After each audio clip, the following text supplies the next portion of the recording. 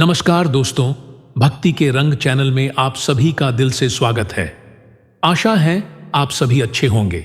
जैसा कि आप सभी जानते होंगे, मनुष्य अपने जीवन में जैसा कर्म करता है वैसा ही फल पाता है। लेकिन क्या किसी ने आपको यह बताया कि माता पिता के कर्मों का फल भी उसकी संतान को ही भोगना पड़ता है? हर एक मनुष्य को अपने और अपने माता पिता के किए हुए पुण्य दान कर्म का फल अवश्य प्राप्त होता है, चाहे वह कर्म अच्छा हो या बुरा, लेकिन उसका फल उसकी संतान को अवश्य मिलता है। दोस्तों, कहानी शुरू करने से पहले आप लोगों से कुछ कहना चाहेंगे। अगर आप हमारे चैनल पर नए हैं तो भक्ति के रंग चैनल को सब्सक्राइब करें, क्योंकि आज की यह कहानी हर एक मनुष्य के लिए बहुत ही महत्वपूर्ण और ज्ञानवर्धक होने वाली है। इसलिए कहानी के अंत तक आप मेरे साथ ऐसे ही बने रहिएगा। चलिए कहानी शुरू करते हैं। बहुत समय की बात है। एक ज्ञानी महात्मा जो सभी शास्त्रों में निपुण थे, वे एक छोटे से आश्रम में अपनी पत्नी के साथ रहा करते थे। एक दिन अचानक उनकी धर्मपत्नी ने पूछा, स्वामी, क्या सच में माता पिता के अच्छे और बुरे कर्मों का फल उनकी संतान को भोगना पड़ता है? तभी उस महात्मा ने अपनी पत्नी से कहा, जितनी सच्चाई इस बात में है कि मनुष्य जो जैसा कर्म करता है उसे वैसा ही फल प्राप्त होता है, उतनी ही सच्चाई इस बात में भी है कि माता पिता के अच्छे और बुरे कर्मों का फल उनकी संतान को अवश्य ही भोगना पड़ता है। आज मैं आपको एक सुंदर सी कहानी सुनाने जा रहा हूं, जिसे सुनने के बाद आपको इस बात का ज्ञान होगा कि कैसे माता पिता के अच्छे और बुरे कर्मों का फल उनकी संतान को मिलता है और उन्हें किस तरह से भोगना पड़ता है। फिर महात्मा ने अपनी पत्नी से कहा, हे प्रिय, प्राचीन काल की बात है। एक नगर में एक अत्यंत गरीब व्यापारी रहता था। उस व्यापारी का नाम रमेश था, जो किसी तरह से दिन रात मेहनत मजदूरी करके अपने घर परिवार का पालन पोषण करता था। उसे मजदूरी में दिन भर काम करने के बाद शून्य मिलते थे। उसमें से वह कुछ पैसों का रोजाना दान करता था और बाकी पैसों से अपने परिवार का पालन पोषण और घर का खर्च चलता था। इस प्रकार धीरे धीरे कुछ समय बीतने के बाद उसके घर में एक सुंदर पुत्र का जन्म हुआ, जिसका नाम समय था। उस गरीब व्यापारी रमेश के परिवार में अब कुल 3 सदस्य हो गए, दोनों पति पत्नी और एक उसका बेटा। समय को अब धीरे धीरे अपने बच्चे के पालन पोषण में समस्या होने लगी, क्योंकि इधर प्रतिदिन महंगाई बढ़ती जा रही थी। फिर महात्मा कहते हैं, प्रिय, एक दिन की बात है, रमेश का बेटा समय ने अपने पिता से पूछा, पिताजी, आप रोजाना हजारों कमाते हैं, जिसमें से आप कुछ पैसों को रोज दान कर देते हैं, और थोड़े से पैसों में हम अपना गुजारा कैसे कर पाएंगे? रमेश को चुपचाप देखकर उसकी पत्नी ने कहा, बेटा, ऐसी कोई बात नहीं है। तुम्हारे पिताजी रोज हजारों कमाते हैं और वह कुछ रुपए दान कर देते हैं। यह सब दान तुम्हारे लिए ही करते हैं, दूसरों के लिए नहीं।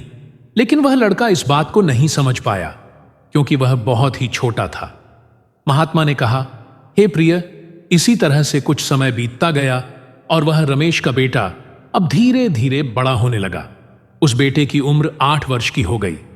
एक दिन की बात है, जब रमेश काम करके शाम के समय वापस अपने घर लौट रहा था, तभी रास्ते में एक काला सांड आया और आकर उस गरीब रमेश को मारने लगा। उस सांड के हमले से रमेश की वहीं पर मृत्यु हो गई।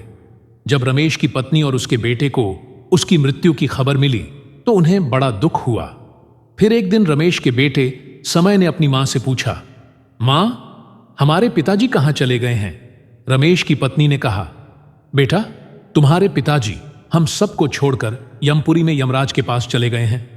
तब बेटे ने कहा, जब पिताजी थे तो रोजाना हजारों रुपए कमाते थे और कुछ रुपए की बचत करते थे। हमारा पालन पोषण उसी कुछ रुपयों से करते और बाकी के रुपया दान पुण्य में लगा देते थे। मां, अब हमारा पालन पोषण कैसे होगा? कैसे हमारा पेट भरेगा? फिर मां ने अपने बेटे से कहा, बेटा, जिस घर में गरीबी होती है उसका कोई सहारा नहीं होता, उसे सभी दूर भागने लगते हैं। गरीबों का सहारा सिर्फ भगवान है, ईश्वर के अलावा कोई गरीब की सहायता नहीं करता। फिर किशन ने अपनी मां से कहा, मां, ऐसा मत सोचो, मैं यमराज के पास जाऊंगा और अपने पिताजी को वापस लेकर आऊंगा। हमारी गरीबी देखकर यमराज को हमारे ऊपर अवश्य ही दया आ जाएगी और वह हमारे पिताजी को मेरे साथ जरूर भेजेंगे। दोस्तों, महात्मा अपनी पत्नी से आगे कहते हैं कि उस छोटे से बच्चे समय की बात पर उसकी मां ने ध्यान नहीं दिया।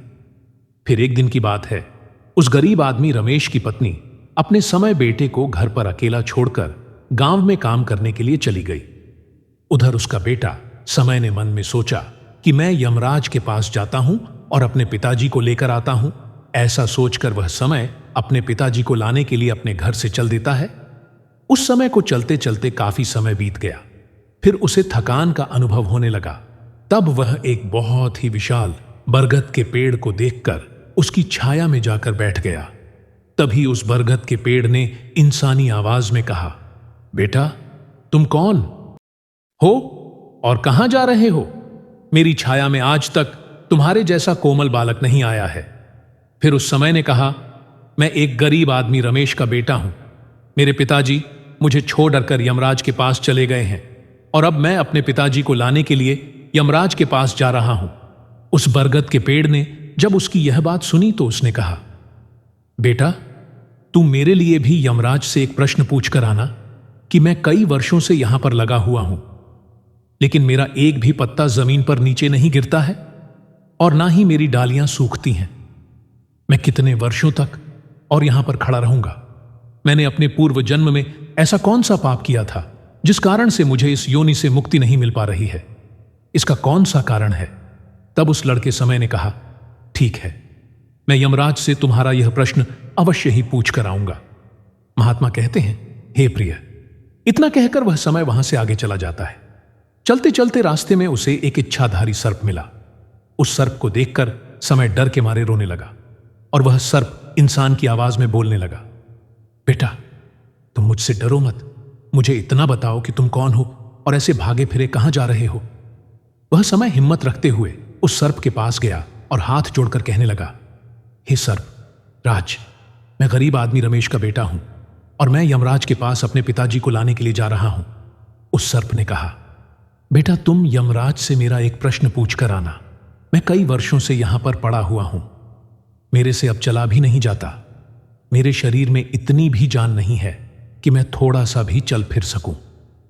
मैंने अपने पूर्व जन्म में ऐसा कौन सा घोर पाप किया था जिस कारण से मुझे इस योनि से मुक्ति नहीं मिल पा रही है? इसका कौन सा कारण है?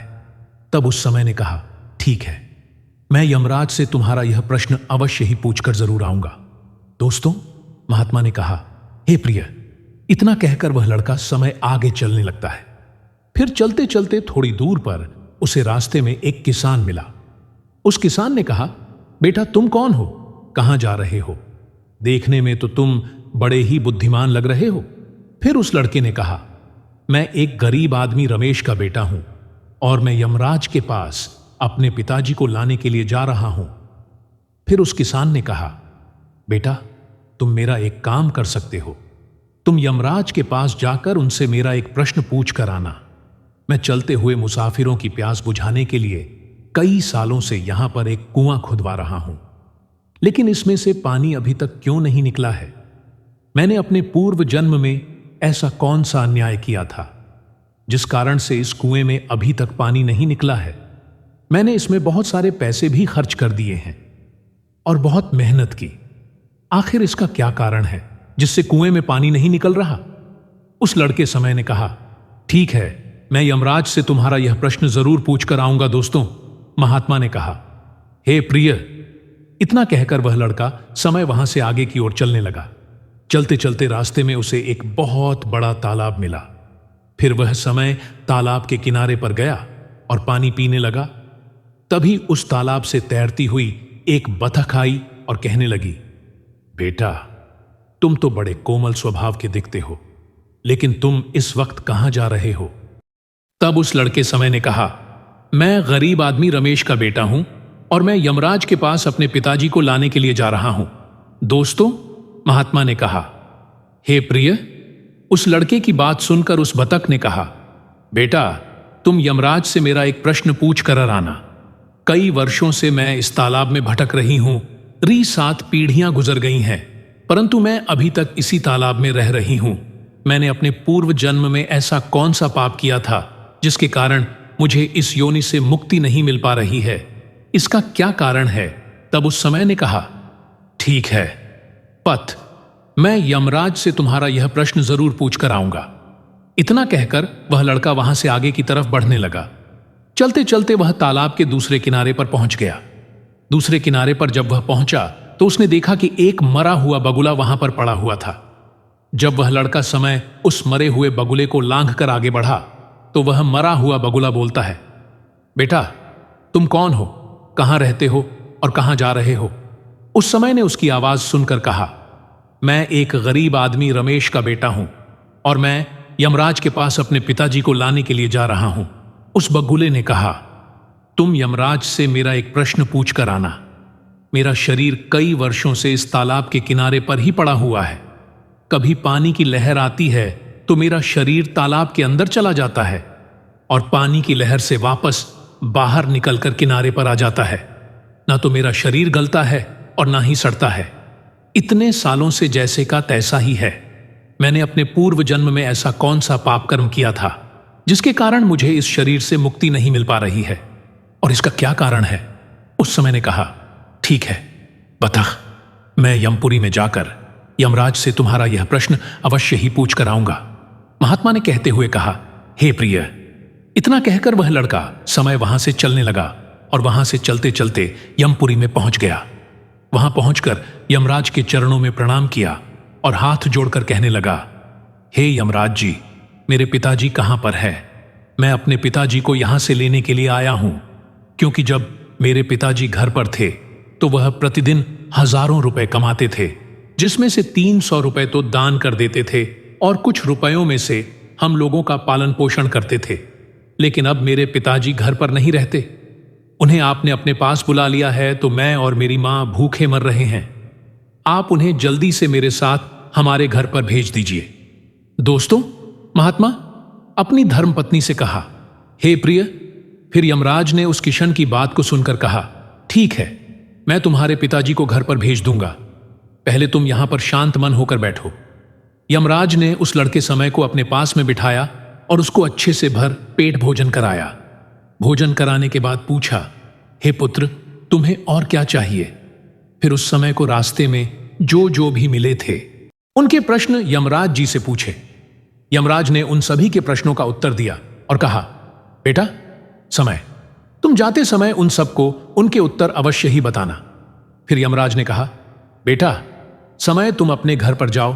तुम्हारी मां तुम्हें ढूंढकर परेशान हो रही होगी और वह तुम्हारा इंतजार कर रही है। तुम्हारे पिताजी तुम्हारे घर जल्द ही पर पहुंच जाएंगे। फिर वह लड़का समय यमराज जी को प्रणाम करके वहां से वापस अपने घर के लिए चलने लगा। चलते चलते रास्ते में सबसे पहले उस समय को वही मरा हुआ बगुला मिला जो तालाब के किनारे पर पड़ा हुआ था। उस लड़के को देखकर वह मरा हुआ बगुला कहने लगा, बेटा समय, क्या तुमने यमराज से मेरा प्रश्न पूछा था? तब उस समय ने कहा, हां बगुला, मैंने यमराज से तुम्हारा प्रश्न पूछा था। यमराज ने कहा कि तुम पहले बहुत बड़े विद्वान और ज्ञानी थे, परंतु तुमने किसी को भी अपना ज्ञान नहीं बताया। अब मर गए हो। वह ज्ञान तुम्हारे अंदर ही अंदर कचोट रहा है। जब तक तुम अपना ज्ञान किसी को नहीं बताओगे, अपनी ज्ञान की महानता नहीं दिखाओगे, तब तक तुम्हारी आत्मा को तृप्ति नहीं मिलेगी। दोस्तों, महात्मा कहते हैं, हे प्रिय। फिर उस मरे हुए बगुले ने कहा, बेटा समय, अब ऐसी हालत में भला मेरे पास ज्ञान लेने के लिए कौन आएगा? अब एक ही उपाय है, तुम मेरे ज्ञान को ले लो और लोगों तक पहुंचा देना। फिर उसने उस लड़के को जितना भी उसके पास ज्ञान था वह सारा ज्ञान उस लड़के समय को दे दिया, और ज्ञान देने के बाद तुरंत ही उसकी आत्मा को मोक्ष की प्राप्ति हो गई। फिर वह समय आगे की ओर चलने लगा। चलते चलते उसे वहीं बतख मिली। बतख ने कहा, बेटा किशन, क्या तुम यमपुरी से लौट कर आ गए? तुमने यमराज से मेरा प्रश्न पूछा था। उस समय ने कहा, हां यमराज से मैंने तुम्हारा प्रश्न पूछा था। उन्होंने कहा कि तुम्हारे अंदर पिछले जन्म में बहुत सारा अमृत भरा हुआ है। जब तक तुम इस अमृत को किसी को नहीं दोगी, तब तक तुम ऐसे ही व्याकुल तड़पती रहोगी। बतख ने कहा, बेटा समय, अब कौन आएगा मेरा अमृत लेने के लिए? इसलिए तुम ही मेरा अमृत ले लो। फिर बतख ने अपना अमृत उस समय को दे दिया, और बतख ने जैसे ही समय को अमृत दिया, वैसे ही उस बतख की आत्मा को मोक्ष की प्राप्ति हो गई। इसी तरह से वह लड़का समय वहां से आगे बढ़ा। कुछ दूर चलते चलते रास्ते में उसे वही किसान मिला जो मुसाफिरों के लिए कई सालों से कुआं खुदवा रहा था। उस समय ने जैसे ही उस समय को देखा तो बड़े प्रेम से उदास मन लिए हाथ जोड़कर समय से कहने लगा, बेटा, क्या तुमने यमराज से मेरा प्रश्न पूछा था या नहीं? उस समय ने कहा, हां, पूछा था। यमराज ने कहा कि आपके घर में एक जवान कन्या कुंवारी बैठी हुई है। जब तक आप उस लड़की का विवाह नहीं करोगे और कन्यादान नहीं करोगे, तब तक कुएं से पानी नहीं निकलेगा। पहले जो तुम्हारा कर्तव्य है, कर्म है, उसे पूरा कर लो। जो ईश्वर ने तुमको जिम्मेदारी सौंपी है, उस पर ध्यान दो। पहले आप कन्यादान करो, उसके बाद इस कुएं को खुदवा। फिर उस किसान ने कहा, बेटा समय, मैं अपनी लड़की के लिए लड़का कहां ढूंढने के लिए जाऊंगा? तुम मुझे बहुत ही सीधे साधे स्वभाव के बालक दिख रहे हो, इसीलिए बेटा मैं चाहता हूं कि तुम ही मेरी लड़की से विवाह कर लो। महात्मा कहते हैं, हे प्रिय, फिर उस किसान ने अपनी प्यारी सी कन्या का विवाह उस समय के साथ कर दिया। फिर किसान ने अपनी लड़की को बहुत सारा धन देकर समय के साथ विदा कर दिया। इस तरह से वह समय अपनी पत्नी को लेकर फिर आगे चलने लगा। फिर उसे रास्ते में वही विशाल बरगद का पेड़ मिला जिसकी छाया में उसने विश्राम किया था। उसने पूछा, बेटा समय क्या, तुमने यमराज से मेरा प्रश्न पूछा था? उसने कहा, हां, पूछा था। यमराज ने बताया कि पूर्व जन्म में तुम्हारा काम स्कूल में बच्चों को शिक्षा देना था। तुम्हारा स्थान एक गुरु का था, तुम्हें लोगों तक ज्ञान पहुंचना था, लेकिन तुमने अपने लक्ष्य का, अपने पद का सही तरीके से इस्तेमाल नहीं किया। तुम ज्ञान शिक्षा देने के बदले में छोटे छोटे बच्चों से अपना काम करवाते थे और उन्हें अच्छी तरह ज्ञान का उद्देश्य नहीं देते थे। तुम पूर्व जन्म में बहुत बड़े विद्वान और ज्ञानी थे, परंतु तुमने उन बच्चों को शिक्षा नहीं दे पाए, उन्हें सही तरीके से ज्ञान प्राप्त नहीं हुआ, जिसके वजह से उन छोटे छोटे बच्चों ने बड़े हो जाने पर तुम्हें श्राप दिया करते थे, जिसके कारण तुम हिलडुल नहीं सकते हो। तुम्हारे अंदर जो ज्ञान भरा है उसे किसी को दे दो, इसके बाद में तुम्हें तुम्हारी आत्मा की मोक्ष की प्राप्ति होगी। महात्मा ने कहा, हे प्रिय, उस लड़के की बात सुनकर उस बरगद के पेड़ ने कहा, बेटा समय मैं यह ज्ञान तुम्हें देता हूं और यह ज्ञान उन छोटे छोटे बच्चों को अवश्य देना। जैसे ही उसे बरगद के पेड़ ने किशन को अपना ज्ञान दिया, वैसे ही उस बरगद के पेड़ की आत्मा को मोक्ष से संतुष्टि मिली और वह बरगद पेड़ की योनि से मुक्त हो गया। फिर वह समय जैसे ही आगे चलने लगता है तो उसे रास्ते में वही इच्छाधारी सर्प मिला। उस सर्प ने कहा, बेटा क्या तुमने यमराज से मेरा प्रश्न पूछा था? तब उस समय ने कहा, हां, पूछा था नागराज। यमराज ने कहा कि तुम्हारे पास जो नागमणि है, तुम उस नागमणि को धरती पर नहीं उगलते हो और ना कभी किसी को दान नहीं करने देते हो। जब तक तुम इस नागमणि का दान किसी को नहीं करोगे, तब तक तुम्हारा शरीर ऐसे ही धरती पर पड़ा रहेगा। फिर उस सर्प ने कहा, बेटा मैं यह नागमणि अब किसको दूं? इस नागमणि को तुम ही ले लो। फिर उस सर्प ने अपनी नागमणि को उस समय को दे दिया। जैसे ही सर्प ने नागमणि उस लड़के को दिया, वैसे ही उस सर्प की आत्मा को मोक्ष की प्राप्ति हो गई। कुछ देर के बाद वह समय अपनी पत्नी के साथ चलते चलते अपने घर पहुंच गया। जब वह समय अपने घर पर पहुंचा तो उसकी मां उसको देखकर बड़ी खुश हुई और कहने लगी, बेटा तुम कहां पर चले गए थे और तुम्हारे साथ जो यह कन्या है वह कौन है? फिर उस समय ने जो भी उसके साथ रास्ते में चलते वक्त घटनाएं घटी थीं, वह सब कुछ अपनी मां को बता दिया। फिर दोस्तों, महात्मा कहते हैं, हे प्रिय, रास्ते भर में लोगों की इतनी दुख भरी बातें सुनकर उस समय को अब ज्ञान हो चुका था कि उसके पिताजी वापस नहीं आ सकते हैं। अब उनकी इस पृथ्वी लोक से मुक्ति हो चुकी है।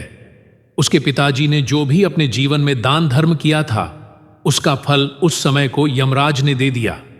दोस्तों, इस प्रकार से महात्मा ने अपनी पत्नी को बताया कि माता पिता के अच्छे और बुरे कर्मों का फल उनकी संतान को कैसे प्राप्त होता है और पूर्व जन्म के कर्मों का फल हर एक मनुष्य को कैसे मिलता है। दोस्तों, अच्छे कार्यों का फल न केवल माता पिता को बल्कि उनकी संतान को भी सुख और समृद्धि के रूप में मिलता है। अगर माता पिता समाज में अच्छे कार्य करते हैं उनके बच्चे भी सम्मानित और खुशहाल जीवन जीते हैं। वहीं बुरे कर्मों का फल संतान को दुख, परेशानी और असफलता के रूप में मिलता है, जिससे उन्हें समाज में नकारात्मकता का सामना करना पड़ता है। दोस्तों, आपको इस वीडियो में क्या सीखने को मिला? कमेंट करके अवश्य बताएं। अगर कहानी अच्छी लगी हो तो एक लाइक करके चैनल को सब्सक्राइब करना ना भूलें। मिलते हैं अगली वीडियो में। आप सभी खुश रहे। हर हर महादेव। आप सभी का धन्यवाद।